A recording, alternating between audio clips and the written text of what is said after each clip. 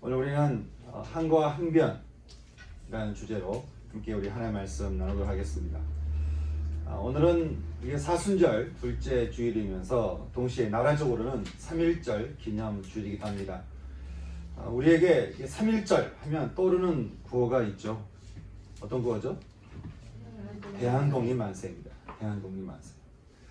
이 구호가 얼마나 절절한 구호냐면요, 이 구호를 불렀을 때 그때 기준으로 해서 그 15년 전에는 이미 이 나라가 위격권이 빼앗긴 그런 상태였고, 또 12년 전에는 고종 황제가 쫓겨났고, 9년 전에는 조선은 공식적으로 망한 나라가 되었고, 또 2달 전에는 고종이 사망하면서 조선은 완전히 희망을 잃은 그런 상태였다고 하는 거예요. 한마디로 말하면 끝난 거예요.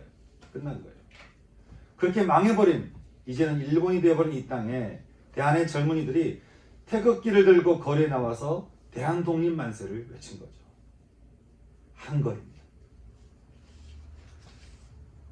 나라를 지키지 못한 사람들에 대한 한거, 또 나라를 빼앗은 일본에 대한 한거, 나라를 빼앗겨도 아무 말 못하고 그냥 좋은 게 좋은 거라고 다들 자기 이익대로만 살고 있는 사람들을 향한 한거였습니다.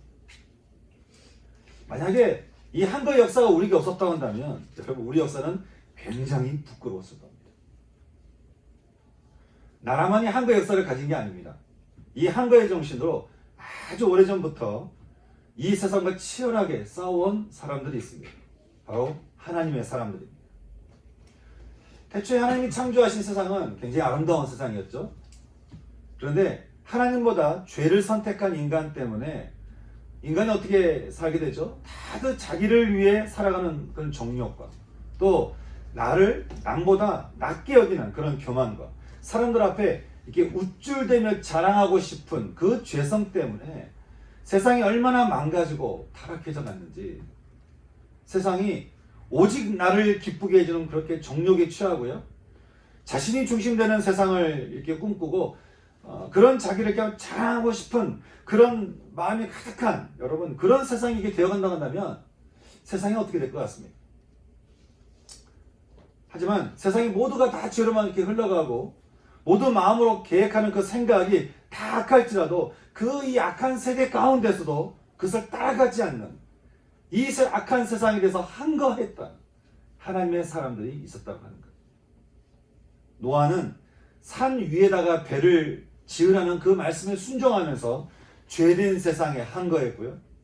아브라함은 대도시 편하게 그냥 살기 편한 그런 대도시 갈대아 우르를 떠나서 언약의 땅 사막으로 들어가서 한거했고요. 이삭은 타는 우물마다 이렇게 다들 주변에서 내 거라고 이렇게 우겨대는 그들에게 양보함으로써 그렇게 한거를 했고요. 요셉은 자신을 팔았던 형들을 용서하며 한거했고, 모세와 선지자들은 상대가 누구든지 간에 상관없이 하나님의 뜻을 전하며 한거했고요. 우리의 예수 그리스도, 우리 주님은 죄로 인해서 회복이 불가능한 그런 우리를 대신해서 십자가에서 죽으심으로 우리 죄에 한거하며 우리를 구원하셨습니다. 여러분, 만약에 이 죄된 세상에 한거했던 의인들과 이 죄에 대해서 한거했던 우리 주님이 계시지 않았다고 한다면, 여러분, 우리 인생의 역사는 지금 어떻게 될 것 같습니까? 죄에 한거하며 우리를 구원하러 오신 예수 그리스도, 오늘 말씀에서 그 주님은 이 제자를 데리고 가이사랴 빌립보라고 하는 곳으로 데려가셔서 이런 질문을 던지시게 됩니다.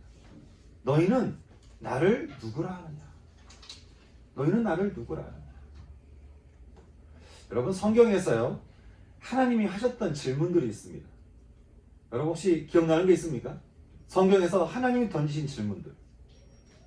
우리는 하나님의 질문들을 마음속에 깊이 묵상하면서 그 묵상에 우리 마음을 심을 필요가 있습니다. 죄로 인해서 하나님을 피했던 아담에게 하셨던 질문이 있죠. 아담아, 얘가 어디 있느냐? 동생을 들판에서 몰래 죽였던 그런 가인을 찾아가신 하나님, 이제는 내가 그렇게 할 거라고 아무도 모를 거라고 했던 그 가인을 찾아가신 하나님이 하셨던 말씀, 너의 아우가 어디 있느냐? 갈멜산에서요, 우상 숭배자들과 멋있게 한판 뜬 엘리야가 아합의 아내 이세벨에게 놀라가지고 두려워서 도망갔던 그 엘리야에게 얘가 어찌하여 여기 있느냐. 또 점점 멸망 가운데로 가고 있는 예루살렘을 보시면서 하셨던 말씀, 내가 누구를 보내며 누가 우리를 위하여 갈고, 그리고 포로된 자들을 자유케 하시며 병든 자들을 고치신 주님이 언제나 그 전에 물으셨던 질문이 있죠. 너희는 나를 믿느냐? 하나님께서 말씀 가운데 이 질문들을 우리에게 남겨두신 이유가 있습니다. 그것은 이 질문들은 우리들을 향한 하나님의 영원한 질문이기 때문에 그렇습니다.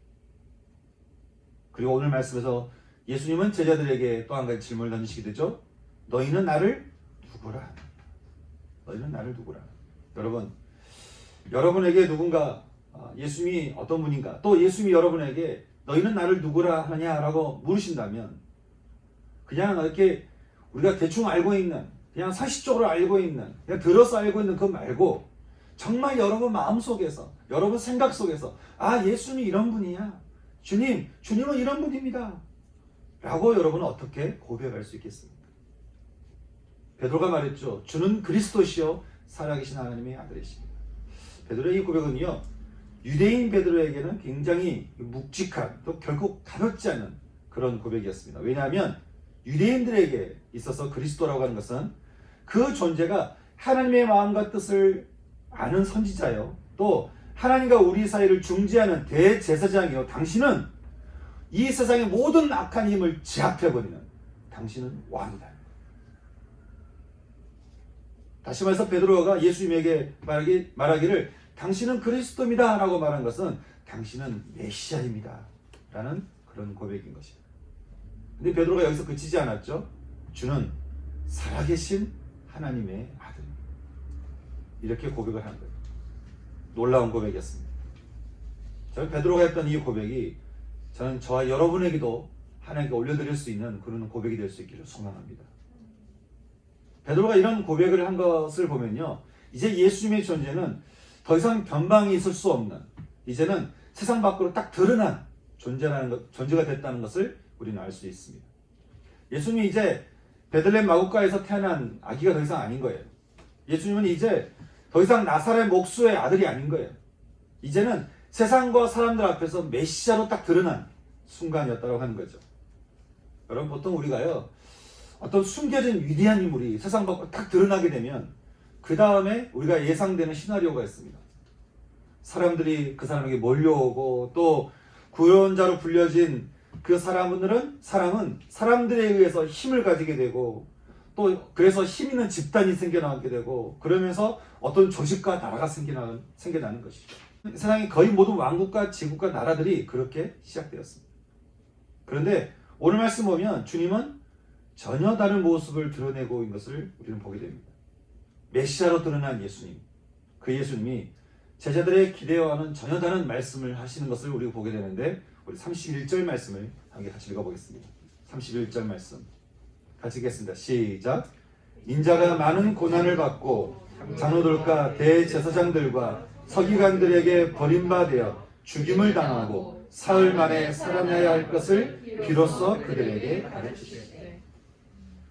여러분, 주님이 지금 무슨 말씀하고 있습니까? 메시아로 드러난 주님이, 왕으로 드러난 주님이, 대제사장으로 드러난 주님이 더 이상 변방의 인물이 아닌 이제는 세상의 중심이 되는 인물로 딱 드러나게 된 주님이 말씀하시기를 나는 많은 고난을 받고 나는 버림받을 것이며 나는 죽을 거라는 것.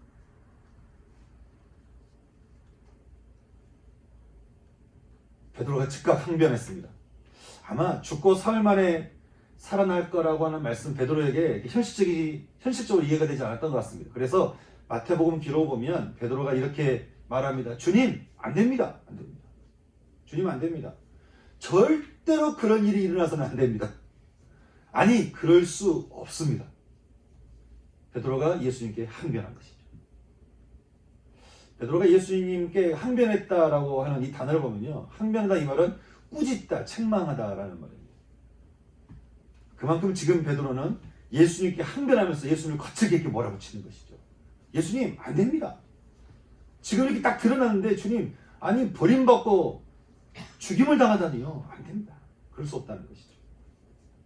방금까지만 해도 주는 그리스도시요 살아계신 하나님의 아들이라고 고백했던 그 베드로였죠. 그런데 주님의 고난과 버림과 죽임을 당할 거라고 하니까 베드로가 발끈한 거예요. 근데 오늘 말씀 보니까 이렇게 발끈하면서 예수님께 항변했던 그 베드로를 향해서 주님 역시 베드로에게 항변하고 있는 모습을 우리도 보게 됩니다. 우리 33절 말씀을 예진이가 대표로 읽어주시기 바랍니다. 시작. 예수께서 돌이키사 제자들을 보시며 베드로를 꾸짖어 이르시되 사탄아 내 뒤로 물러가라. 내가 하나님의 일을 생각하지 아니하고 도리어 사람의 일을 생각하는도다 하시고. 예. 여기 예수님이 베드로를 향해 꾸짖다라고 이 말은요, 베드로가 예수님께 발끈했던 항변이라는 말과 사실은 같은 단어입니다. 다시 말해서 베드로의 항변을 예수님이 어떻게 해요? 맞받아쳐서 이제는 이번엔 예수님께서 베드로에게 항변하시며 말씀하시기를 사탄아, 다시 말하면 마귀야, 어떻게 해요? back, 뒤로 가라는 거예요. 속된 말로 사탄아, 저리 가라는 것이죠. 그러면서 얘가 지금 하나님의 일을 생각하지 아니하고 사람의 일을 생각하게 하는도다라고 주님이 말씀하신 것이죠. 여러분, 주님은 왜 지금 이 말씀에서 베드로한테, 그래도 제자 아닙니까? 근데 베드로한테 왜 이렇게 사탄아라고 이렇게 말씀하셨을까요? 여러분, 주님이 지금 누구를 보면서 이 말씀을 하셨을까요?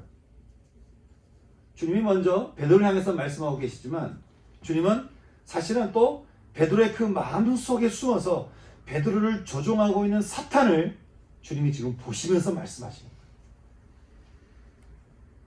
그래서 베드로의 마음 속에 숨어서 베드로를 조종하며 예수님을 방해하는 그 사단을 향해서 주님 말씀하시기를 사단아, 너 내 뒤로 물러나라는 것이에요. 사단이 베드로도 눈치 못 채게 그 마음에 숨어서 하나님의 일보다는 사람의 일을 생각하게 하고 예수님께 이렇게 항변하고 있었기 때문에 그런 것이죠. 우리 이 말씀에서 사단이 왜 그렇게 우리 마음을 미혹하고 유혹하는지를 우리는 알 수 있습니다. 그것은 바로 우리로 하여금 하나님의 일을 생각하기보다 사람의 일을 생각하게 하기 위한 것이었습니다. 여기 생각하게 하다는 말을 두고 ESV 영어 성경 보게 되면 이게 세팅하다라는 것으로 번역을 하고 있는데요. 다시 말해서 베드로 안에 그 마음이 하나님의 일이 아닌 사람의 일로 그 마음이 세팅이 돼 있었다는 거예요. 주님은 베드로에게 너의 마음의 기준이 하나님께 세팅되어 있지 않아서 너에게서 나오는 것이 하나님의 일이 아니고 지금 사람의 일이 드러나고 있다라고 지금 말씀하고 있는 것이죠. 여러분, 사람의 일이 하나님의 일과 구별될 수밖에 없는 이유가 있습니다. 사람의 일은 언제나 세 단어, 욕심과 교만과 자랑으로 정의되어지기 때문에 그런 것이죠. 무엇이든 내 욕심만을 이렇게 다 끌고 와가지고, 여러분, 우리 마음 안에 다른 것들 다 끌고 온다고 해서 우리 마음이 채워지지 않잖아요. 근데 채워지지 않는데도 불구하고 계속 끌고 오는 거예요. 그것이 사람이 됐든 일이 됐든 음식이 됐든 모든 마음속에 다 끌고 들어와서 어떻게든 이미 깨져버린 그 독에다가 계속 물을 붓는 그런 정욕과 그런 욕심과 나를 남보다 더 낮게 여기고자 하는 그런 교만함과 그리고 그것을 우쭐대면서 자랑하고 싶은 마음. 여러분, 만약 사람들이 이렇게 욕심과 교만과 자랑으로 사는 인생에 사람들이 거기다 마음을 딱 세팅해 놓으면 우리가 하나님의 말씀을 많이 듣고 배운들 우리 안에 하나님 나라가 세워질 수 있겠습니까? 그러면 여러분, 하나님의 일이란 무엇일까요? 그것은 나를 사랑하신 하나님을 내가 먼저 만족하는 거예요. 나를 사랑하신 하나님이 그냥 사랑입니까? 그 사랑의 근원 아니에요. 사랑의 원본 아닙니까? 원형질 아닙니까? 그 사랑 안에서 내가 만족하는 거예요. 누군가에게 내가 사랑을 끌고 오고 또 사랑을 갈구하는 것이 아니고 죽음으로 나를 사랑하시는 그 하나님의 사랑에 내가 만족하는 것이죠. 또 하나님이 내게 주신 모든 것으로 내가 만족하고 그 안에서 자족하며 남을 나보다 낮게 여깁니다. 나의 자랑보다 나를 죽음으로 사랑하신 하나님을 자랑하며 사는 인생. 내가 그렇게 정말 잘 살든 못하든 간에요, 그것이 내 삶의 기준이 되는 것. 여러분, 여기에 우리 마음이 이렇게 세팅이 되어 있다 한다면, 그런 삶을 살고자 하는 것에 내 마음이 세팅이 되어 있다 한다면, 여러분, 우리의 연약함에도 불구하고 세상이 보기에 우리는 어떤 인생이라고 말할 수 있겠습니까? 대저 마음의 생각이 어떠하면 그 사람의 됨됨이도 그러하다고. 여러분, 주님 보시기에 저와 여러분의 마음은 어떻게 세팅이 되어 있었을까요?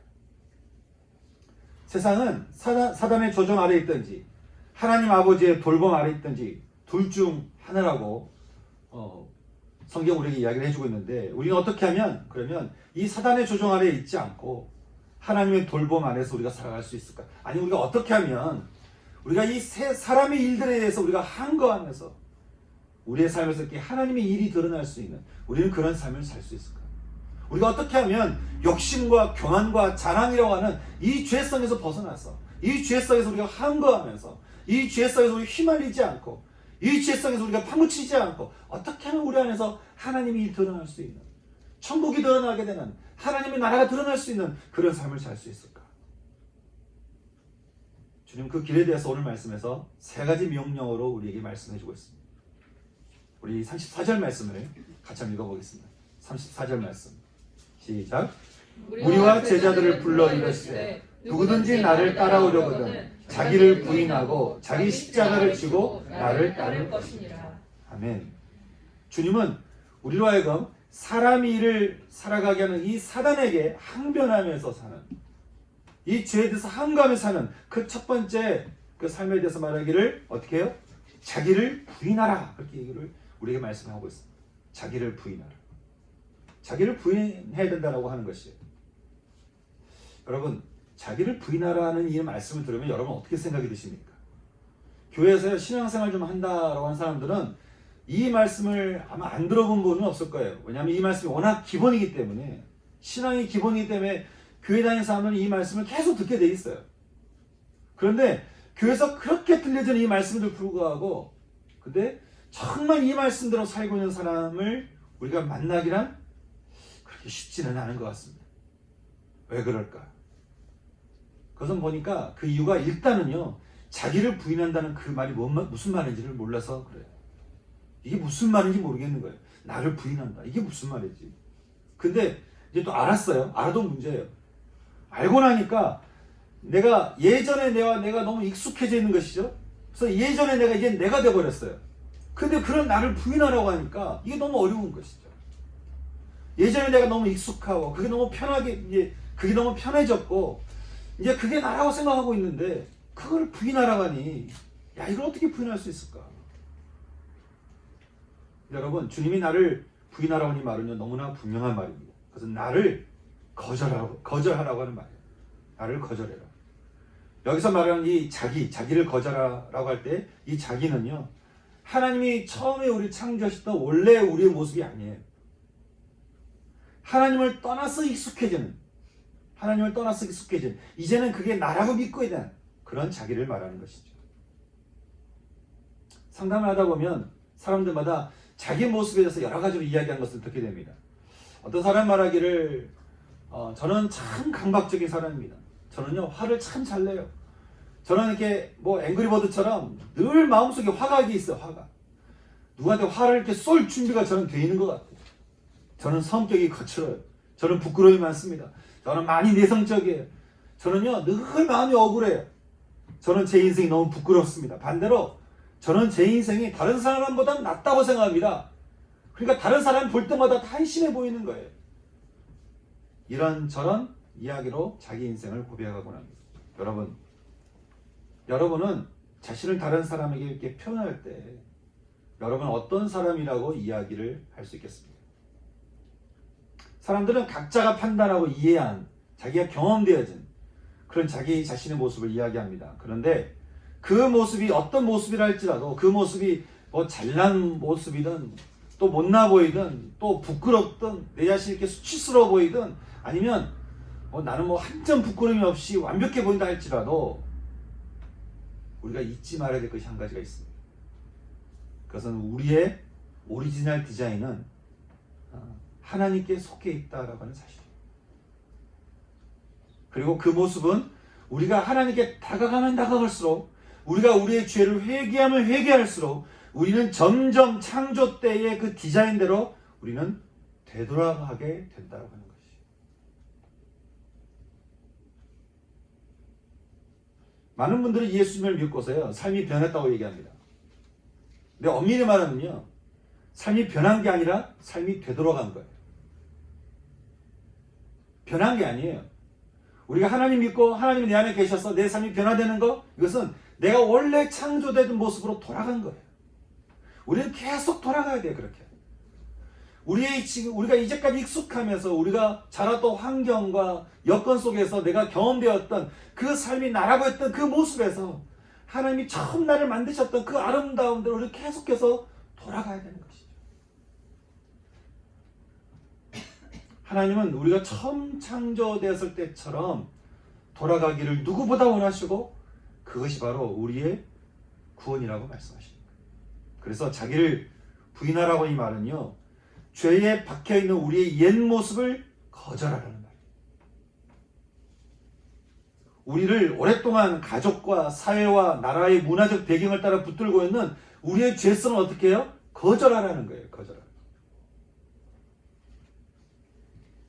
에베소서 2장은 말합니다. 우리가 전에는 공중의 권세 잡은 자들, 불순종의 아들들 가운데서 우리 육체의 욕심을 따라 지내며 육체가 원하는 대로 사는, 다른 이들과 마찬가지로 본질상 진노의 자녀였더니 긍휼이 풍성하신 하나님의 사랑으로 인해서 허물로 죽은 우리가 그리스도와 함께 살아나게 되었으니, 하나님의 형상을 가지는 우리는 이제 하나님의 가족이 되었고, 하나님 아버지의 자녀된 우리는 하나님의 자녀가 되었으며 하나님 아버지의 사랑으로 인칭을 받게 되었으니, 이로 인해서 우리가 하나님 나라의 백성이 되었다는 것이죠. 이게 나라는 거예요.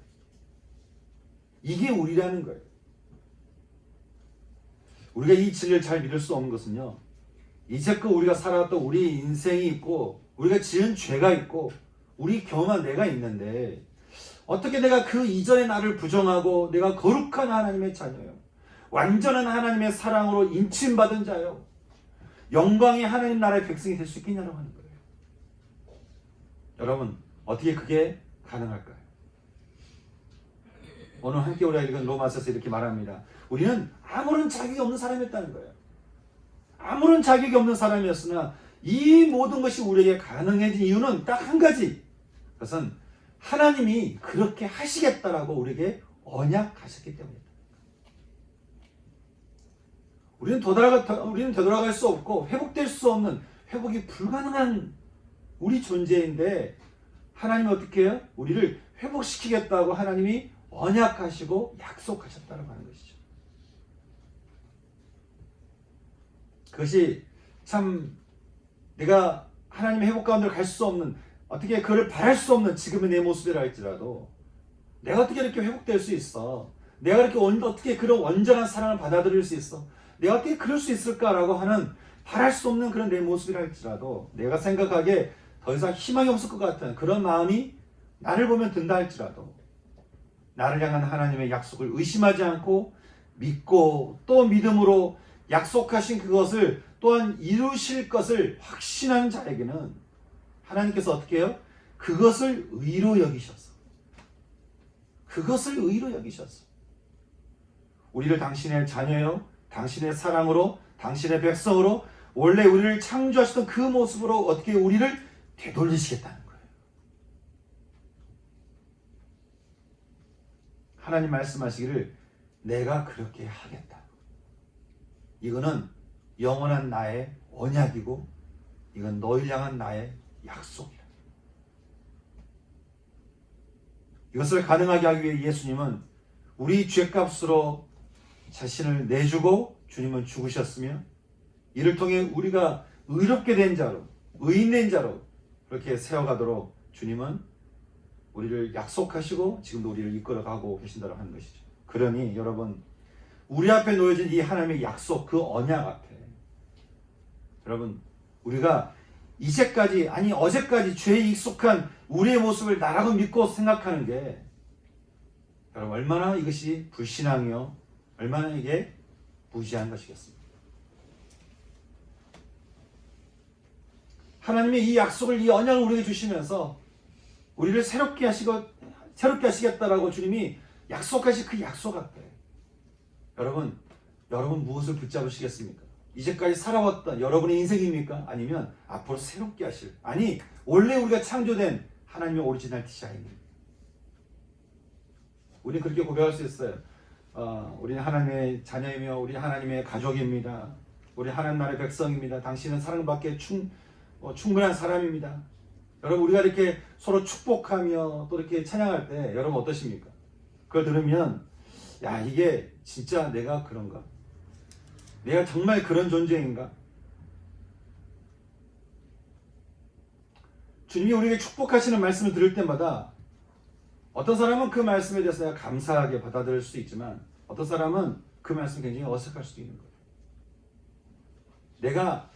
내가 그 말씀을 받을 만한 것 같은 사람은 아닌 것 같은데, 근데 주님이 바로 그 마음에 대해서 뭐라고 말씀합니까? 주님이 우리에게 주시는 모든 언약과 약속과 축복과 사랑의 말씀에 대해서 내가 마치 그를 받을 만한 자격이 아닌 것 같은, 내가 그 말씀을 받아들이기에 내가 너무 부족한 것 같은, 너무 내가 죄 가운데 내 모습을 보면서 나는 부끄러운, 그래서 그것이 내가 합당한가? 라고 이렇게 질문하고 있는 나에게 주님 말씀하시기를 그 마음을 어떻게 해요? 바로 거절하라는 거예요. 그 마음을 부정하라는 거예요. 그 마음에 항변하라는 거예요. 그 마음을 항거하라는 거예요. 그래서 우리 속사람을 용서하시고 한없이 긍휼을 베푸신 십자가 예수님 앞에 이제까지 죄에 익숙해져 온 나는 내가 아니라고. 나는 지금 그런 나를 deny, 나는 부인한다. 나는 부인할 거라고. 나는 거부할 거라고. 나는 거절할 거라고. 나를 새롭게 하시는, 나를 처음에 창조하시던 그 모습대로 돌이키겠다고 약속하신 주님의 언약을 믿고 나는 그렇게 돌아갈 것이라고. 나는 그 믿음을 가지고 나갈 거다. 그렇게 옛자를 deny, 부인하라는 거예요. 사랑하는 여러분, 여러분에게 예수님이 찾아가셔서 여러분의 죄를 용서하시고 은혜를 베푸시며 여러분을 사랑하신다는 그 마음을 여러분이 받으시거든. 회복을 약속하신 하나님 아버지와 그것을 지키신 십자가의 예수님 앞에 저는 저와 여러분 모두가 언제나 오늘뿐만이 아니고 앞으로도 영원히 우리의 옛사람을 deny, 부인하며 거절하며 부정하면서 하나님이 회복해 주실 그 모습을 내가 신뢰하고 믿으며 수용하며 받아들이며, 그래서 오리지널 디자인의 모습대로 날마다 회복되어 돌아갈 수 있는 저는 그런 은혜가 저와 여러분 모두 가운데 날마다 있을 수 있기를 주님의 이름으로 축원합니다. 주님은 우리가 사람의 일로 드러나는 삶을 살게 하는 사단에게 항변하며 사는 두 번째 명령어를 우리에게 말씀하셨습니다. 그것은 바로 자기 십자가를 지라는 거예요. 자기 십자가를 지라. 자기 십자가를 지라는 말씀은요, 우리가 좀 십자가의 예수님을 바라봐야 좀 우리가 이해될 수 있습니다. 여러분, 주님이 이 땅에 오셔서 십자가의 고통과 고난을 통해 이루신 게 있습니다. 뭐죠? 구원이었습니다. 주님이 구원을 그냥 좀 편하게 좀 하시면 좋은데 왜 굳이 이렇게 고난과 고통이라는 이 관문을 통과하셨을까? 여러분, 사람의 일과 하나님의 일에는요 서로 길이 달라서 하나의 길을 가려고 하면 반드시 고통과 고난이 따를 수밖에 없습니다. 여러분도 세상에서 예수를 믿는다고 하면 막 사람들 사이에서 여러 가지 반응을 보일 수 있습니다. 요즘에 코로나 때문에 더더구나 믿는 걸 좋게 얘기하지 않을 수 있는데요. 그런데 코로나가 아니었어도 그 이전에도 세상은 예수 믿는 것을 불편해하는 거예요. 이게 기본적으로 세상의 일과 서로 길이 다르기 때문에 그렇습니다. 근데 여러분, 우리가 세상과 길이 다르다고 해서 세상과 결별해야 된다든지 아니면 세상과 동떨어져 우리끼리만 살아야 된다든지 하는 그런 기독교가 뭐 그들만의 리그다라고 하는 이야기를 하는 게 아닙니다. 중세에 많은 신앙인들에게 자기 십자가를 지도록 도왔던 성 프란체스코가 이렇게 기도했죠. 주님, 저를 당신의 도구로 사용하여 주옵소서. 미움이 있는 곳에는 평화를, 다툼이 있는 곳에는 용서를, 분열이 있는 곳에는 일치를, 거짓이 있는 곳에는 참됨을, 의심이 있는 곳에는 믿음을, 절망이 있는 곳에는 희망을, 슬픔이 있는 곳에는 기쁨을 가져오는 사람이 되게 하여 주옵소서. 위로받기보다는 위로하고, 이해받기보다는 내가 먼저 이해하며, 사랑을 내가 받으려고 하기보다는 사랑을 하는 사람이 되게 하소서. 여러분, 세상에서 이런 마음을 가지고 산다는 게 우리가 얼마나 많은 갈등과 또 불편을 우리가 이렇게 감수해야 되겠습니까? 내가 예수 믿고 사는 것하고 세상에 흘러가는 사람의 일과 하나님의 일 사이는 갈등이 있을 수밖에 없고 불편함이 있을 수밖에 없는 것이죠. 여러분, 이것이 예수 믿는 것 때문에 우리가 겪는 고난과 고통 아니겠습니까? 이런 갈등과 불편함이 우리에게 어려움이 될 수 있지만, 여러분, 주님이 십자가의 고난과 고통을 통해 죄에 항거하면서 그 구원을 이루어 가신 것처럼 우리 역시 우리가 감당할 만큼 주어진, 감당할 만큼 하나님이 우리에게 주신 우리의 그 십자가를 지고 우리가 이 세상에 대해서, 이 죄에 대해서 우리가 항거하며, 우리 옛 자에 대해서 우리가 항변하며, 우리 역시 이렇게 구원의 삶을 살아가야 되지 않겠냐 하는 거예요. 세상이 말하는 대로, 세상이 이야기하는 대로 그냥 이렇게 흘러가면 이렇게 흘러가는 대로, 저렇게 말하면 저렇게 말하는 대로 그렇게 흘러가는 것이 아니고, 우리 역시 주님이 그러셨던 것처럼 우리 역시 우리의 십자가를 지고 기꺼이 이 세상에 우리가 불편하게 살면서, 이 세상에 내가 좀 힘들게 살 수 있어도, 우리가 산다 할지라도 그걸 통해 주님이 구원을 이루신 것처럼 우리 역시 그런 구원의 삶을 살아가야 되지 않겠냐 하는 거예요. 그래서 주님이 세 번째로 이렇게 주신 단어가 있는데, 그것은 자기를 부인하고 자기 십자가를 지고 나를 쫓으라는 거예요. 나를 쫓아라. 나를 따라오라는 거예요. 누구든지 자기 목숨을 구원하러 가면 잃을 것이요, 누구든지 자기 목숨을 잃으려고 하면 구원을 얻을 것이니, 사람이 온 천하를 다 얻고도 자기 목숨을 잃으면 뭐가 유익이 있겠냐는 거예요. 여러분, 그렇지 않습니까? 세상을 다 가져도 자기 목숨을 잃으면 얼마나 안타깝겠어요. 자기 목숨을 바꿀 수 있는 게 뭐가 있겠습니까? 그러니 자기를 부인하고 자기 십자가를 지고 나를 따른 이 길이야말로 진짜 우리 목숨을 살리는 길이야. 그래서 주님이 오늘 마지막에 마가복음에서 이렇게 이야기하십니다. 누구든지 이 음란하고 죄 많은 세대에서 생명으로 인다는 이 말을 너희가 들으면 너희가 살 거지만, 만약에 내가 너에게 하는 이 말을 너희가 부끄러워한다면, 이 말을 내가 듣고 싶지 않고 내가 그렇게 굳이 내가 나를 부인하고 내가 내 십자가를 지고 내가 예수를 따르는 삶을 내가 살 것인가? 주님이 하시는 그 말씀에 대해서 부끄러워하고 왠지 가기 싫어하고, 그렇게 내가 그것을 오히려 예수님의 길을 내가 디나이 한다, 예수님이 우리에게 알려주신 그 생명의 길을 내가 디나이 한다면, 주님께서 어떻게 해요? 이 마지막 날 심판의 날에 내가 너를 디나이 할 거야.